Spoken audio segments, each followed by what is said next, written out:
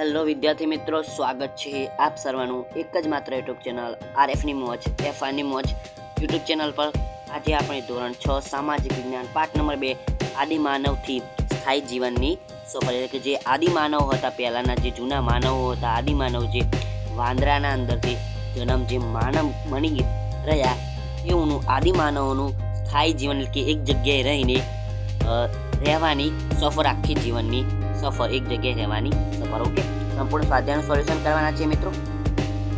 આગળના પાઠનું સોલ્યુશન પણ આપણી ચેનલ પર મુકાઈ ગયું છે.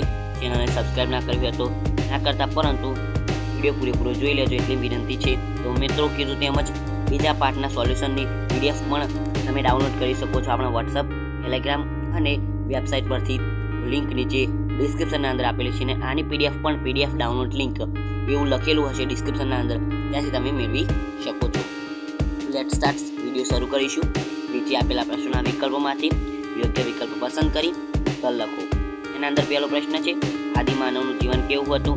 જવાબ આવશે ભટકતું જીવન. આગળ જોઈએ તો, આદિમાનવ શિકાર કરવા માટે કયા સાધનનો ઉપયોગ કરતા નહોતા? બંદૂકનો ઉપયોગ કરતા નહોતા. પથ્થરના હથિયારો, હાડકાના હથિયારો અને લાકડાના હથિયારો ઉપયોગ કરતા હતા. ભીમબેટકા કયા રાજ્યમાં આવેલું છે? તો મધ્યપ્રદેશની અંદર ભીમબેટકા આવેલું. ભીમબેટકાની ગુફા. સ્થાયી જીવનની આદિમાનવે કેવી પ્રવૃત્તિઓ શરૂ કરી નહોતી? તો કૃષિ. ઓકે, સ્થાયી જીવનની અંદર કૃષિ શરૂ નથી કરી. અનાજ સંગ્રહ, પશુપાલન નહોતી. આગળ ટૂંકમાં ઉત્તર લખો. મિત્રો, આપણે હતા અહીંયા, આ પૂરું થઈ ગયું. આગળ જતા ટૂંકમાં ઉત્તર લખો. પહેલું, સ્થાયી જીવન માટેની જરૂરિયાત શા માટે ઊભી થઈ? જવાબ જોઈએ. આદિમાનવ શરૂઆતમાં ખોરાકની શોધમાં ભટકતું જીવન જીવતો હતો. લગભગ 12,000 વર્ષો પહેલા વિશ્વભરના વાતાવરણમાં વ્યાપક પરિવર્તન આપતા વનસ્પતિ અને ઘાસના ક્ષેત્રો ઊભા થયા. પરિણામે ધીમે ધીમે કૃષિ અને પશુપાલનની પ્રવૃત્તિઓની શરૂઆત થઈ.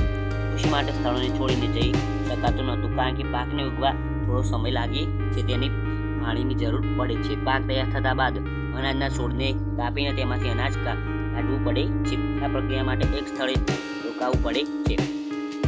ઘઉં, જવ અને બાજરી જેવા ધાન્ય આદિમાનવના ખોરાક માટે ઉપયોગી બન્યા હતા.